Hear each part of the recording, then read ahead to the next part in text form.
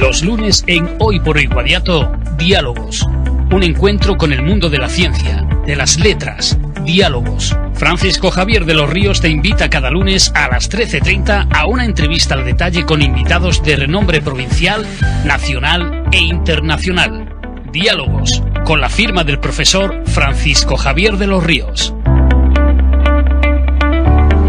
1:11 de este martes 22 de abril, hoy no es lunes, pero tenemos una edición especial, muy especial diría yo, de Diálogos con el profesor de la Universidad de Córdoba, Francisco Javier de los Ríos, al que ya saludamos. Francisco Javier, ¿qué tal? Buenas tardes. Hola, buenas tardes. Y es que la ocasión lo merece, porque ya tenemos en los estudios de la cadena SER del Guadiato a Antonio Ortega, que es el director del proyecto de la mina de estaño Oropesa en el término municipal de Fuentevejuna. Vamos a saludarlo. Antonio, ¿qué tal? Buenas tardes. Hola, buenas tardes. Estamos esperando también, profesor, a Rafael Salgueiro, que es asesor externo de este proyecto, ¿no? Rafael Salgueiro es un economista que también ha estado ya en este programa y que es asesor externo de la mina de Oropesa. Pues si le parece bien, y antes de dejarle ya con los invitados en su programa, vamos a poner un poco al día a los oyentes de la cadena SER en qué consistía este proyecto, porque es cierto que hay muchas expectativas en relación a este proyecto, que quien más y quien menos lo da como el gran salvador o la gran catapulta que nos hace falta, ¿no? Para afianzar población en la zona y sobre todo crear puestos de trabajo que tanta falta nos hace, ¿no? Te voy a cambiar un poquito el comienzo. Aquí manda usted que es su programa. Porque yo hoy quiero comenzar el programa recordando a la figura del Papa Francisco, un líder que dedicó su vida al servicio de los más vulnerables y al diálogo entre culturas. Su legado de humildad y compasión nos inspira a establecer lazos de acuerdo que tanta falta nos hace. Y una vez hecho ese pequeño inciso, referente a lo que se habla o lo que se ha hablado y que se va a hacer en este proyecto, yo creo que el más indicado para hablar de ello es quien nos acompaña aquí, Antonio Ortega. Simplemente lo dejo al que hable mejor que yo. Es una explotación de una mina principalmente de estaño que va a estar en la población hermana y vecina de Fuentevejuna, en una finca llamada Oropesa, que es de donde coge el nombre, y es una empresa australiana. Antonio, yo creo que tú puedes aportar más a lo que ha dicho Juan Luis. Sí, como bien comenta el profesor Francisco Javier, pues por poner un poco de antecedentes sobre el proyecto Oropesa, es un proyecto que lleva trabajándose desde el año 2010, que es cuando se descubrió el yacimiento por parte del INME, y nos encontramos en el año 2024. Creemos que es un año 2025, en un año clave para la reapertura de la explotación. Es una mina a cielo abierto, como bien comentamos ya en anteriores ediciones de este programa, y creemos que supondrá un revulsivo para la comarca de Guadiato en los próximos años. Se han hecho algunas modificaciones, creo que se han hecho modificaciones medioambientales, incluso alguna modificación de la forma de explotación, adecuándose un poco a lo que pedía la Junta de Andalucía, y eso ha sido un poco determinante para el relanzamiento del proyecto, ¿no? Sí, correcto. Con respecto a todos los trámites que se llevan a cabo con la Administración de Delegaciones Territoriales de la Junta de Andalucía en Córdoba, pues se ha hecho una modificación del proyecto atendiendo siempre a criterios medioambientales que han hecho mejorar mucho el proyecto, sobre todo en temas de rehabilitación al futuro y menos impacto en la zona del proyecto Oropesa. Porque exactamente esta mina, ¿qué va a suponer, Antonio? Porque evidentemente todo el mundo piensa en los puestos de trabajo, pero claro, esto me imagino que tendrá un proceso, ¿no? Habrá que primero hacer movimiento de tierra, no sé exactamente cómo funciona una mina, no tengo ni idea, pero me imagino que esto no será de un día para otro que se empieza a explotar, ¿no? No, está claro, existe un desconocimiento bastante grande sobre lo que supone la reapertura o apertura en este caso de un proyecto minero. Lleva muchos años de trámite y de estudios previos desde que empezamos en la fase de exploración, investigación y puesta en marcha, y no estamos hablando de que es un proceso de un día para otro. Como bien he comentado, este proyecto lleva gestándose desde el año 2010.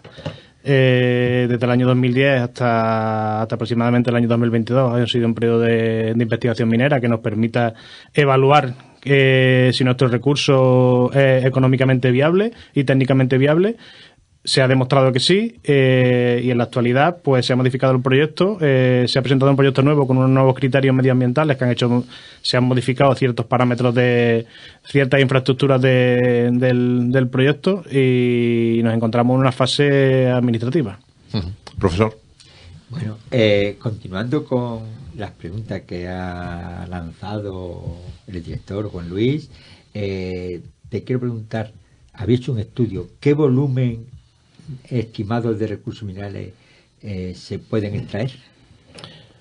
Pues principalmente hay que conocer, como he comentado, el recurso, tu recurso minero, para ver si es económicamente viable.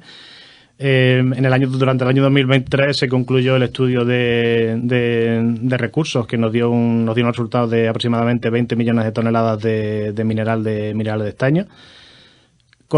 Actualmente se ha finalizado también el estudio definitivo de viabilidad. ¿Qué es el estudio definitivo de viabilidad? Pues digamos que es el único documento que nos permite, o que permite a la compañía tener... tú cuando vas a comprar, por poner un ejemplo bastante sencillo, cuando vas a comprar una casa, tu garantía es tu casa, digamos, para solicitar la hipoteca. Pues en este caso es la única garantía que tenemos para solicitar financiación, en este caso en bolsa, porque nuestra compañía Elemento es una empresa que cotiza en bolsa de Sydney, en la bolsa australiana. Entonces el estudio definitivo de viabilidad es el documento que te permite corroborar que tu proyecto es viable económicamente y técnicamente. Entonces durante los últimos meses, en el principio de este mes de abril, se ha presentado en Australia el estudio definitivo de viabilidad, basándose en el último estudio de recursos, y aproximadamente tenemos unas reservas de unos 16 millones de toneladas de mineral de estaño. Has comentado mineral de estaño, pero casi siempre los minerales vienen acompañados de otros minerales. ¿Qué otros minerales hay dentro de esa finca y se pueden explotar? Correcto. El 99% o el 100% de los yacimientos a nivel mundial metálicos no solamente contienen un metal único. Otra cosa que hay que ver si ese metal tiene suficientemente ley y cantidad para que sea económicamente viable. En este caso, durante el año 2023 se continuaron con las investigaciones en nuestro yacimiento, y se comprobó también que existen recursos tanto de mineral de zinc y mineral de cobre.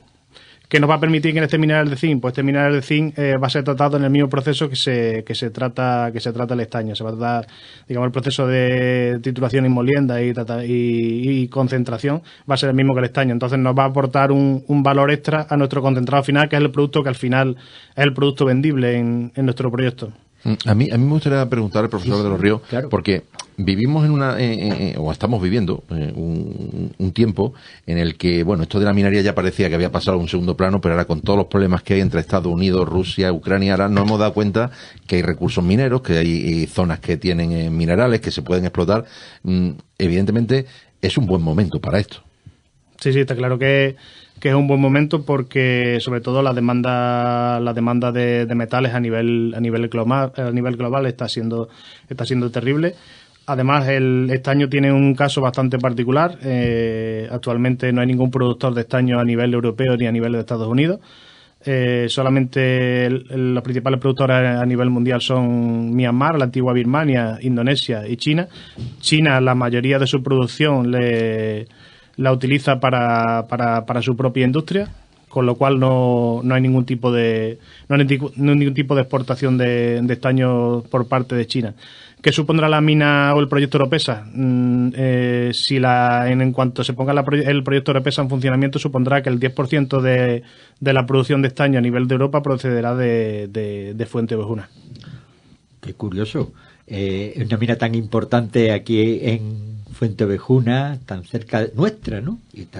Y por lo tanto, ¿eso puede ser lo que haga única esta mina de Oropesa en comparación con otros proyectos mineros de la región?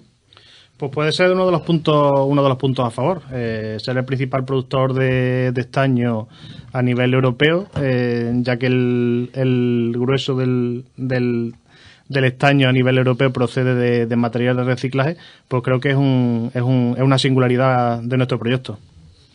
Aparte, eso es un proyecto que creo que tiene una dimensión mucho más allá, ¿no? de estar en la mina en Fuente de Ojuna, porque me imagino que aparte del proceso de extracción habrá un proceso de transformación, habrá un proceso que también necesitará de personal, y no sé si se abocará en el mismo sitio, se está barajando otras posibilidades en otros municipios cercanos, porque al final evidentemente esto va mucho más allá de una mina en Fuente de Ojuna, con el calibre de lo que está hablando su director, ¿no? Sí, está claro. Una de las grandes cuestiones localmente que siempre nos hacen es el tema del empleo. Sabemos todos cómo se encuentra el Guadiato en la zona norte de Córdoba en términos de empleo, y esa es la principal cuestión. En cuanto a lo que me pregunta el proceso de transformación del estaño, nuestro producto final vendible va a ser un concentrado de estaño en torno a un 60 y tantos %. Entonces, ese estaño, históricamente, la mayoría de las veces, casi todos los concentrados de minerales metálicos en España, el siguiente paso de conversión en metal se produce mediante exportación y tratamiento en fundiciones asiáticas. En este caso, dos de las grandes alianzas, como comentaba con Javier hace un momento, que ha llegado Elementos en los últimos meses.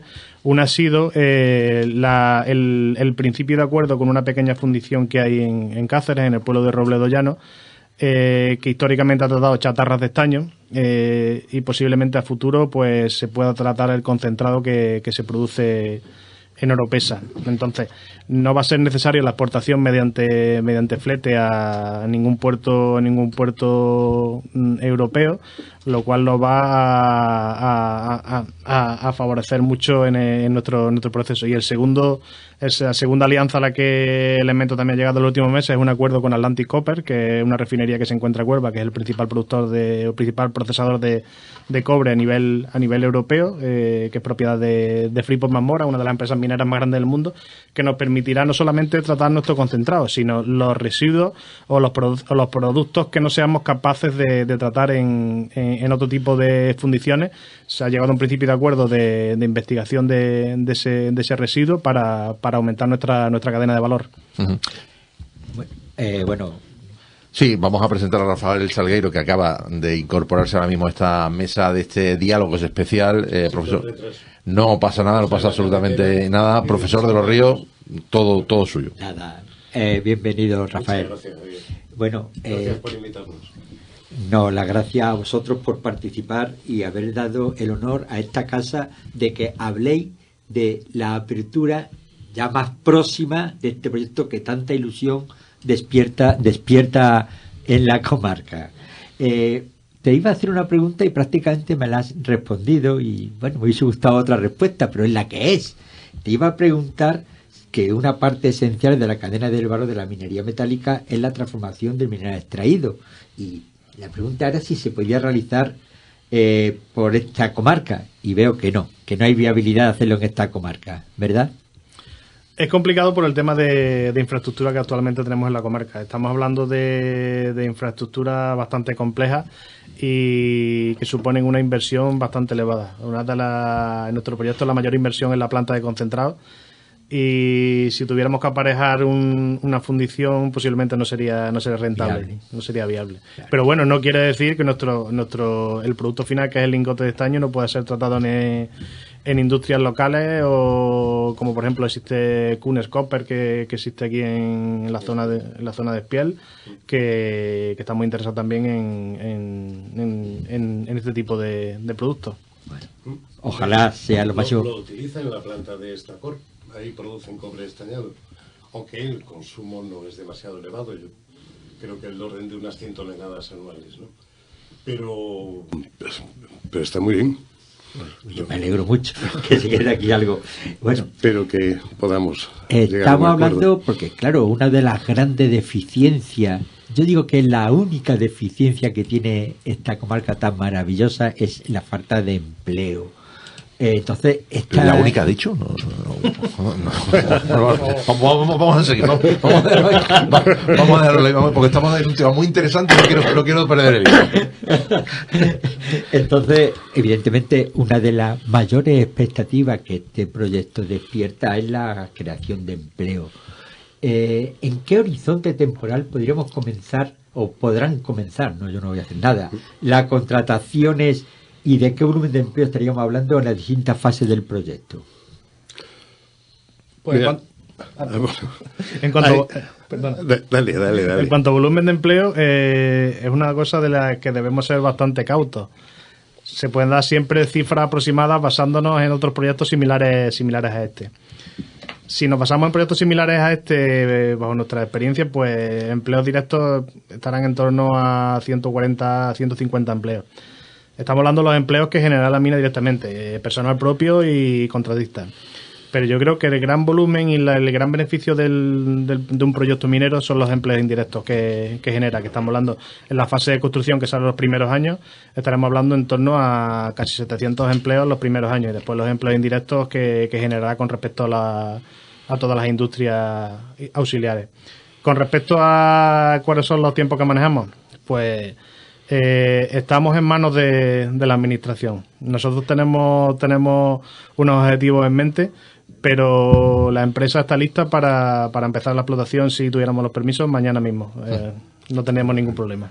Una pregunta, ¿y de esos empleos cuántos podrían asumir personas de la zona? Porque me imagino que muchos de esos empleos pues serán personal especializado que tendrá que venir de fuera. Pero es que en la zona hay una escuela que produce personal especializado y hay también una escuela de minas, me refiero, y hay también escuelas de formación profesional.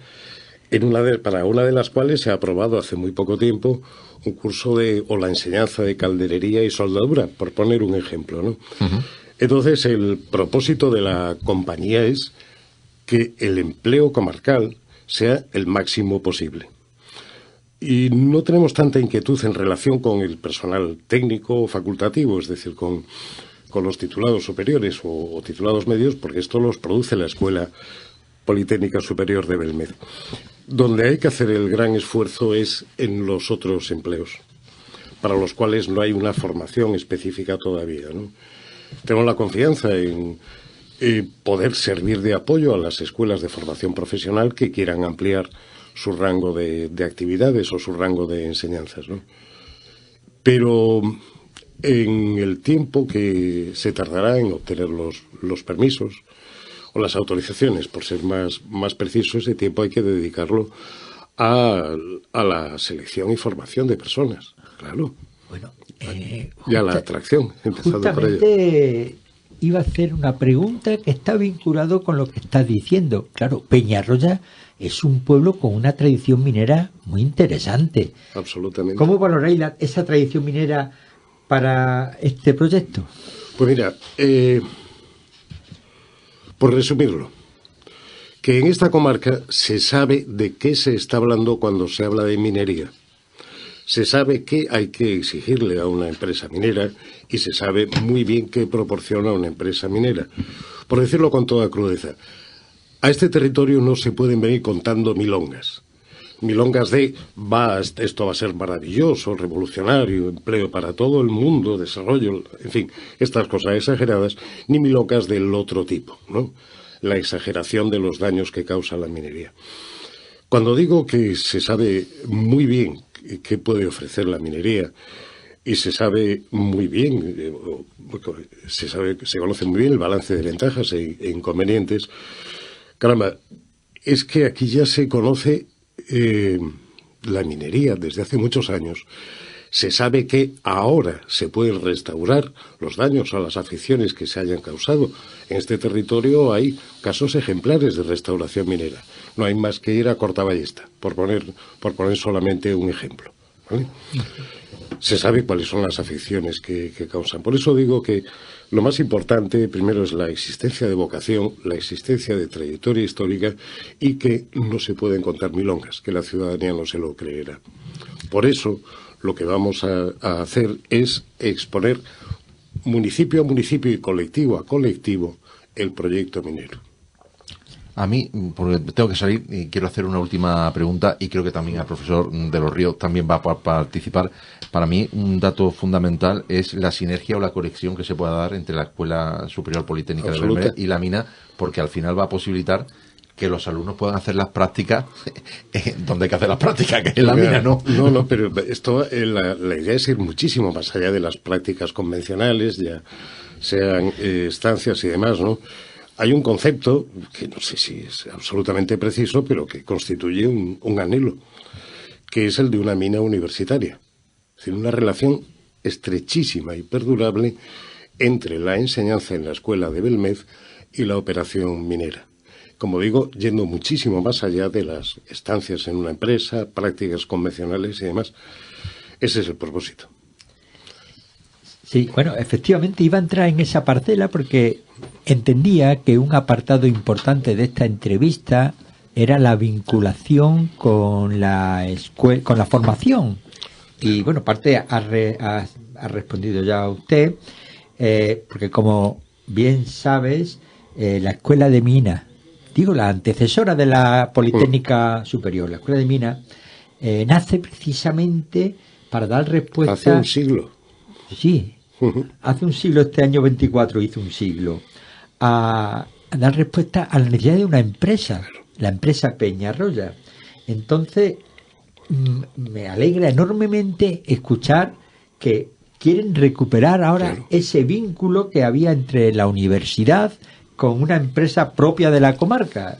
Entonces, bueno, también me consta que han empezado, no sé en qué punto va, un convenio con la propia escuela, donde ya tienen la realización de un estudio técnico y un concurso de trabajo fin de grado sextomario que el año pasado se hizo la primera edición. Sí. ¿Qué más tienen previsto desarrollar en dicho convenio? Pues ese es un convenio marco que ampara las actividades que se quieran desarrollar en su seno.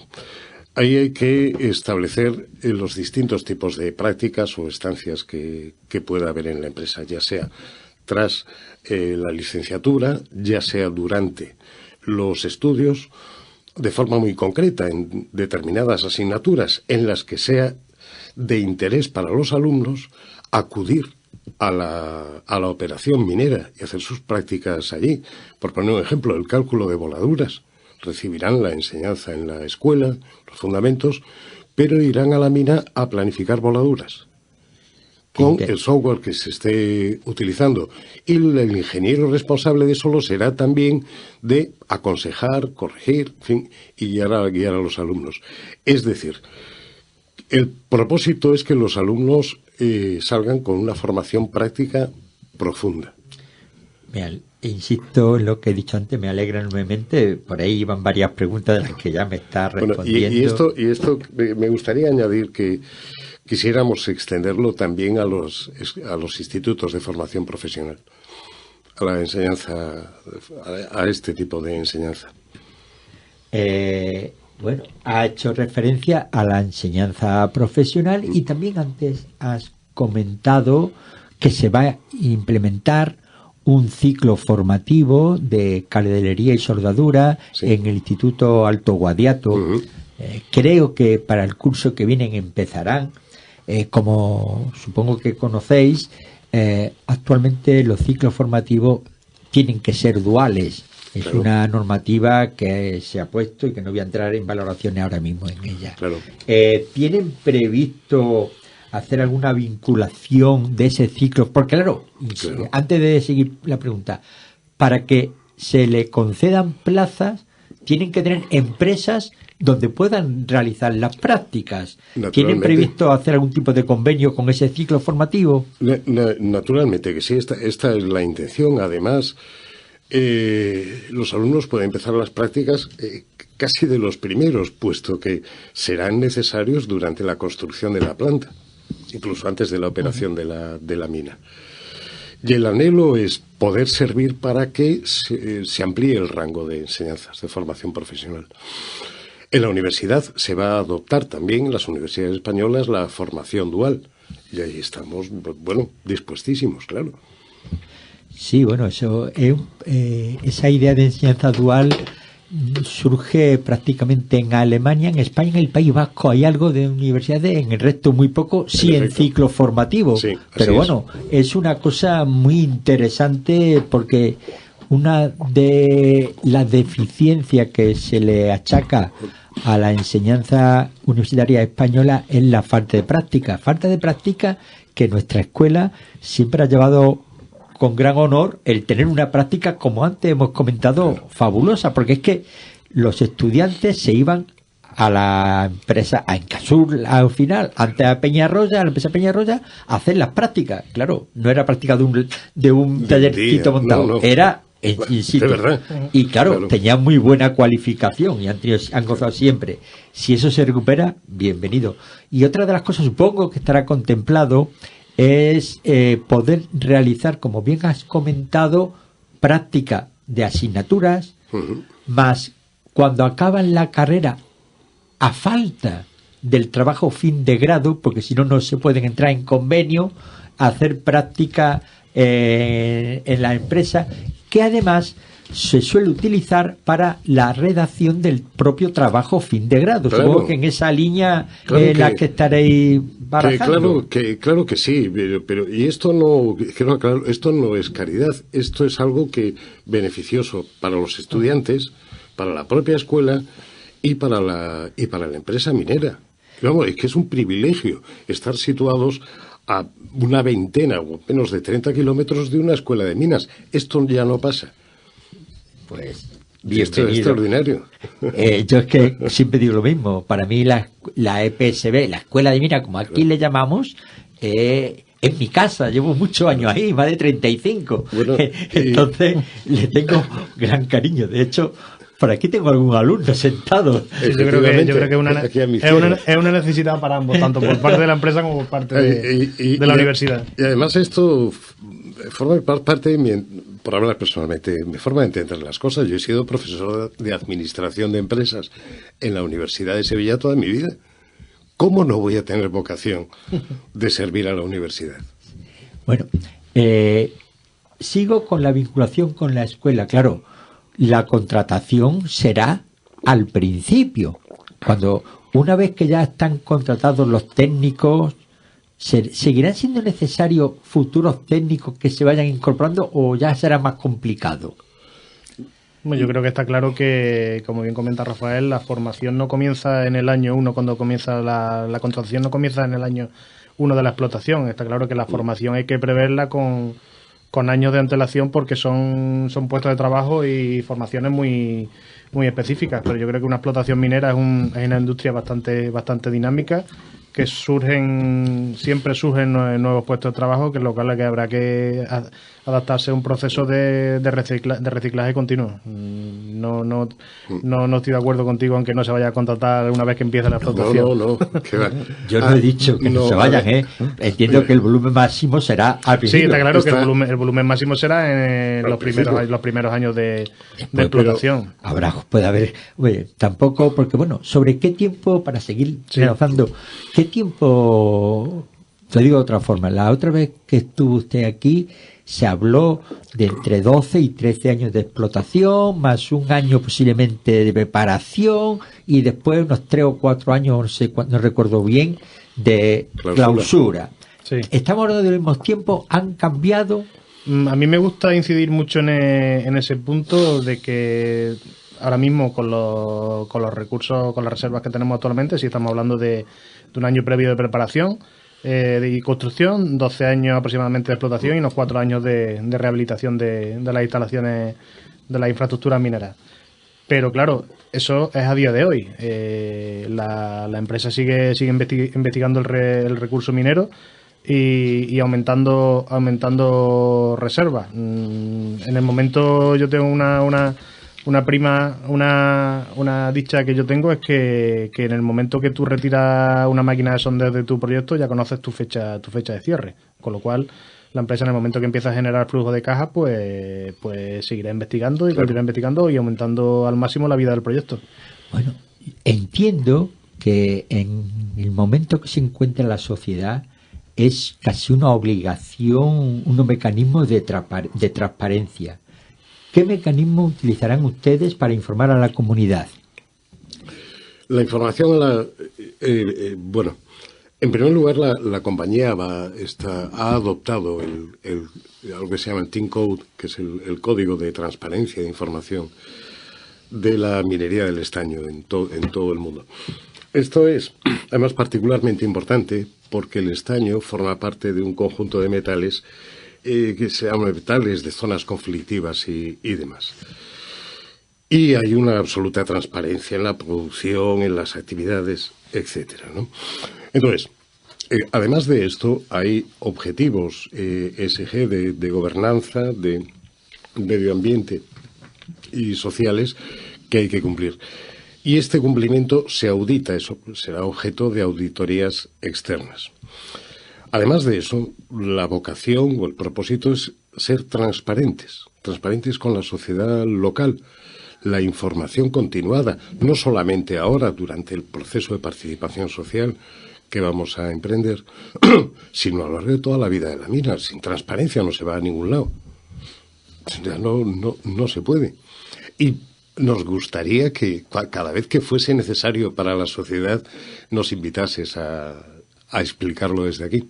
Sería un honor. Bueno, por supuesto que los micrófonos los tienen ustedes siempre a su disposición. Yo puedo hablar del programa que llevo, pero estoy convencido que desde la emisora tienen ustedes las puertas siempre abiertas. Nuestra vocación no es hacer publicidad, sino informar, que son dos cosas muy distintas.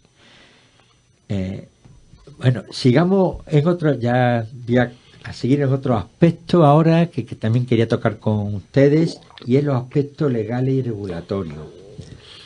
Como ya dije la pregunta que tenía antes prevista, ¿qué factores hacen económicamente viable el proyecto en este momento? Pues principalmente el precio actual del estaño y la previsión en los próximos años. Normalmente las empresas mineras hacen previsión en ciclos de 5 y 10 años. Actualmente creo recordar que el estaño está sobre unos $33.000 tonelada de estaño metal. Sí. Las previsiones para los próximos años se esperan que sean en torno a $40.000-$45.000 tonelada. La empresa ha sido bastante cauta con respecto al estudio definitivo de viabilidad que se ha hecho con el precio de $30.000 tonelada, con una recuperación de la inversión casi en los dos años y medio primeros. Entonces, esta previsión de crecimiento del precio del metal nos hace bastante halagüeño en nuestro proyecto. Bueno, ¿y de qué inversión total está prevista y cómo se distribuyen en el tiempo? Pues con la modificación actual del proyecto que se ha presentado recientemente en las autoridades ambientales y mineras aquí en Andalucía, en Córdoba, tenemos una inversión inicial de unos $150 millones, que es lo que es el CAPEX del proyecto durante los primeros años, y unos costes operativos aproximadamente de $50 millones de dólares año. Sí, esas son las previsiones. Sí. Es más elevado que las estimaciones iniciales por varias razones, ¿no? De modificación del proyecto, de mejoras en el proceso, y también porque los costes de los materiales y de la construcción y demás se han elevado, ¿no? Entonces, esta previsión de 150 millones es bastante realista, con los márgenes de variación que suelen ser aceptados, ¿no? o que son aceptados en estas estimaciones, 10% arriba o 10% abajo. Pero en fin, es una inversión importante. Bueno, pero evidentemente ha comentado usted que han subido los materiales, por lo tanto el gasto ha tenido que subir, pero también ha comentado, lo cual es beneficioso para ustedes, el aumento del precio de la tonelada del estaño, que mantienen a 30.000 dólares. Que no sé si estaban siempre en dólares. Que no estaba si era dólares o euros, pues se me calla un poquito. $30.000 por tonelada es el precio que se ha establecido en el estudio de viabilidad. Y ahora está por 40 y algo, ¿no? No, actualmente está en 33 o 34. Ah, vale. Es un margen razonable, pero el consenso de los analistas del mercado es que el precio va a ser más elevado. Y hay razones objetivas para pensar que va a ser así. Tiene que ver con la situación en algunos de los principales países productores, particularmente en Malasia, aunque la mayor parte de su producción está destinada a China. Pero en Malasia, el territorio donde se produce estaño está poco menos que fuera del control del gobierno. En Indonesia, el gobierno de Indonesia ha decidido que, al igual que hizo ya hace años, con el níquel y con el cobre, que no se va a exportar concentrado, que solamente se van a exportar lingotes, es decir, estaño metal. Y Indonesia es el principal suministrador de la Unión Europea. Es decir, que no hay facilidades para suministro. Después, en algunos otros países suministradores, en África, Congo, por ejemplo, pues también hay problemas. Sumado a esto, la demanda de estaño va a ser inevitablemente creciente, movida por la transición ecológica, ¿no? En la transición ecológica se piensa en el cobalto, en el litio, en el cobre, etcétera, etcétera, etcétera, pero los dispositivos electrónicos hay que soldarlos. Y la soldadura se hace con estaño.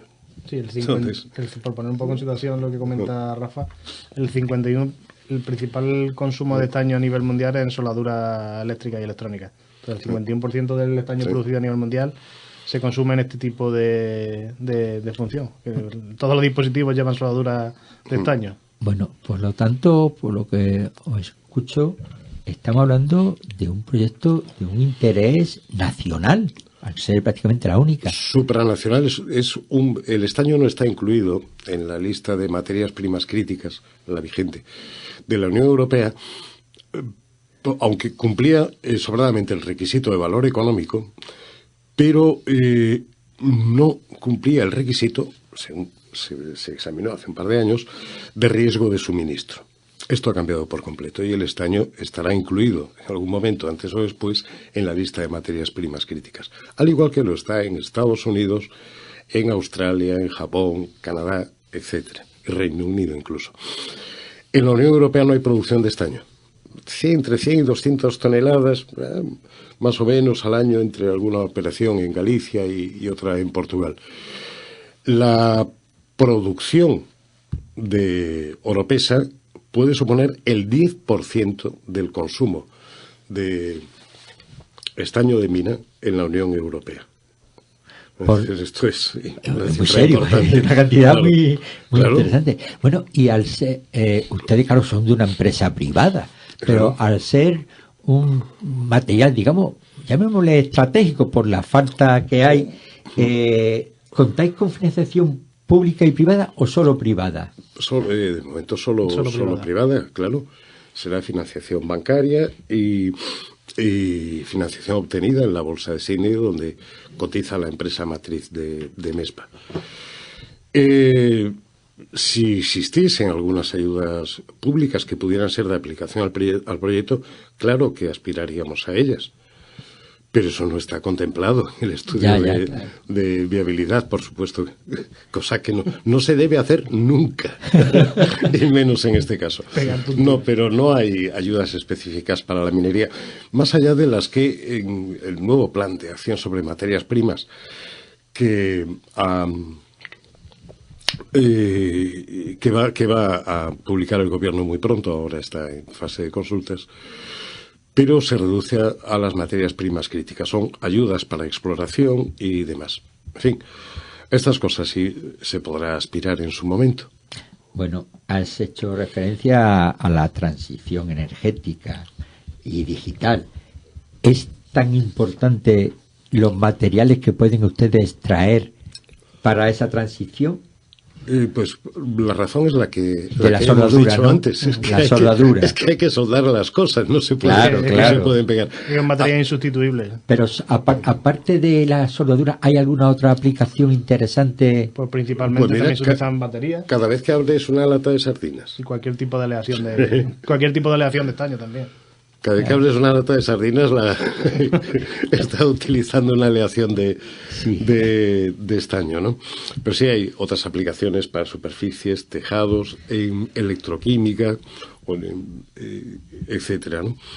Aunque la soldadura es la más importante y todo apunta a que va a ser un consumo creciente, ¿no? Y además ahí no es sustituible. Antes se soldaba con una combinación de plomo y de estaño, como recordarás, pero el plomo ha sido reemplazado, ¿no?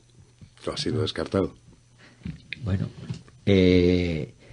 claro, siendo un material tan necesario, y seguirá siéndolo porque seguiremos soldando, había hecho una previsión de 12 años de explotación, digamos, porque lo demás es, bueno, previo y rehabilitación. Por cierto.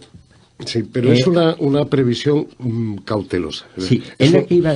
Sí, la pregunta era, ¿Se contempla futuras ampliaciones del proyecto? Sí, claro. Como lo he comentado, en el momento que continúa la investigación, la mayoría de los yacimientos tienen continuidad. Nosotros hemos comprobado en las últimas investigaciones también que nuestro yacimiento tiene posibilidad de continuidad en ciertas zonas del mismo. Pero claro, hay que continuar invirtiendo en investigación minera. Lógico. Claro, verás, por decirlo de una manera que fácilmente comprensible, cuando hablamos de casi 16 millones de toneladas de mineral, que contendría 60.000 toneladas de estaño metal, estamos hablando de recursos, es decir, bien identificados, bien conocidos. Perdón, de reservas. Pero si hablamos de recursos, es decir, cosas que ya se han identificado y demás, pero no se han estudiado suficientemente a fondo para poder incorporarlas al modelo minero y al modelo económico, esto ya asciende a casi 20 millones de toneladas, es decir, serían casi 76.000 toneladas de estaño metal. Pero hay que hablar de lo que se conoce bien, claro, no de aquello que se estima. Pero es que además hay otra cosa de interés. Recientemente la Junta de Andalucía ha convocado un concurso para obtención por ser preciso, para tener preferencia en la solicitud de permisos de investigación. MESPA ha concursado y hemos obtenido 3 permisos, que están muy próximos, al este, al oeste y al sur del yacimiento minero, y se va a seguir indagando. Esto no puede ser una singularidad, esto ha aparecido por ahí, ya no hay nada más alrededor.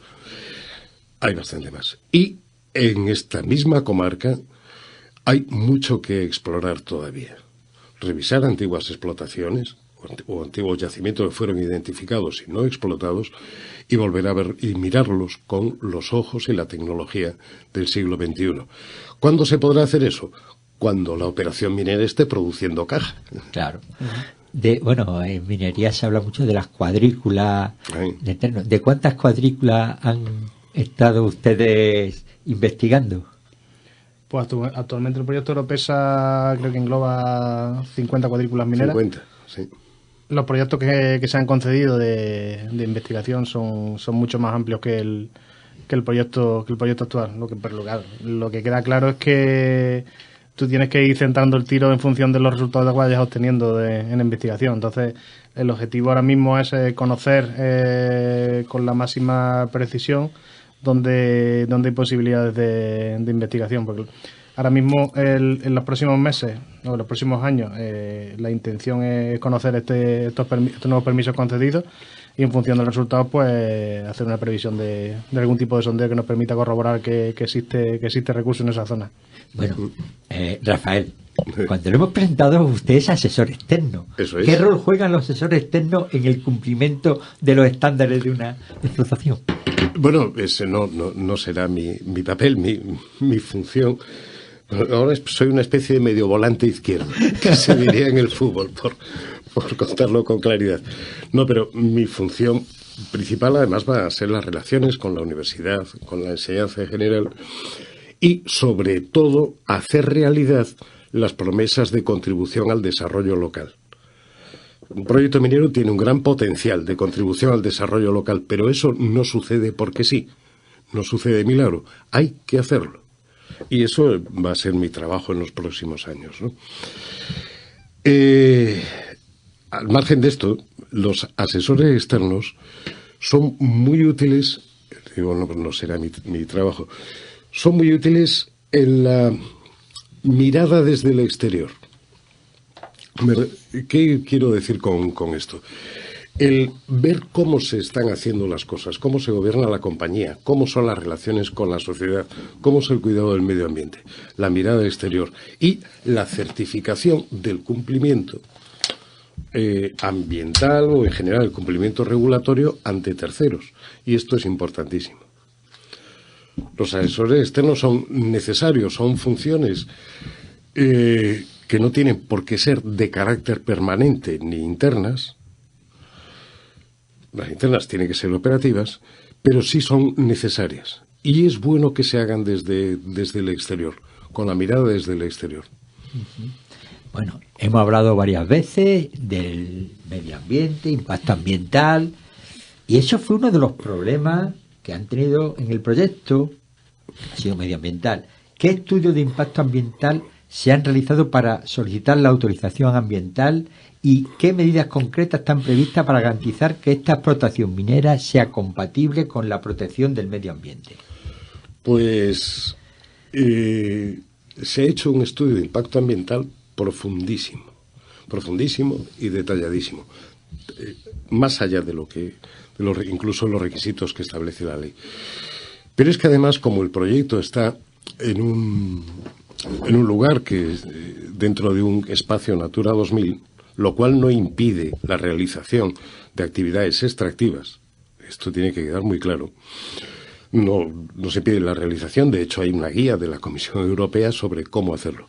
Pero sí, lógicamente hay exigencias particulares. Aumentan las exigencias y se incluye además el estudio de las repercusiones en el propio espacio Natura 2000 y la obligación de diseñar y poner en práctica medidas de mitigación, medidas de compensación, etcétera. Bien, esto era necesario. Después, a lo largo de toda la tramitación del proyecto anterior, pues los técnicos de la Junta de Andalucía, los de la Delegación de Medio Ambiente, tenían sugerencias, inquietudes o preocupaciones y demás, que fue lo que obligó a modificar el proyecto muy profundamente, que es en lo que hemos empleado este último año, hasta la presentación de la nueva solicitud que ha sido hace unos días. En definitiva, un estudio de impacto ambiental amplísimo, que se hará público naturalmente en su momento, la adición del estudio de repercusiones sobre el espacio Natura 2000, la CEPA, para entendernos, el diseño de medidas de mitigación y compensación especialmente orientadas hacia la avifauna, que son lo importante que hay ahí y son lo que hay que proteger en primer lugar. Y luego, naturalmente, un plan de restauración completamente detallado, garantía de que ese plan se ejecuta mediante el depósito de un aval o de un seguro. Esto lo exige la ley. Es decir, ya no se deja una mina abandonada así. Y en esta restauración por finalizar se van a aplicar una de las técnicas consideradas como mejor técnica disponible por parte de la Comisión Europea, que es la restauración geomorfológica. Rafael, Antonio, es una auténtica pena, nos quedamos sin tiempo. Yo en estos casos lo único que puedo hacer es lanzaros el guante y si queréis venir a continuar este apasionante diálogo. Encantado. Sí, cuando encantados. Y cuando queráis. Llegaré a tiempo, lo prometo, la próxima vez. Has llegado a tiempo, estás con nosotros aquí. Pues mira, estamos a tu disposición. Pues muchísimas gracias por habernos concedido ese honor de poder exponer aquí parte del proyecto, que quedan muchas cosas en el tintero, como he dicho, pero que hoy ya no hay más tiempo. Los lunes en Hoy por Hoy Guadiato, Diálogos. Un encuentro con el mundo de la ciencia, de las letras. Diálogos. Francisco Javier de los Ríos te invita cada lunes a las 13:30 a una entrevista al detalle con invitados de renombre provincial, nacional e internacional.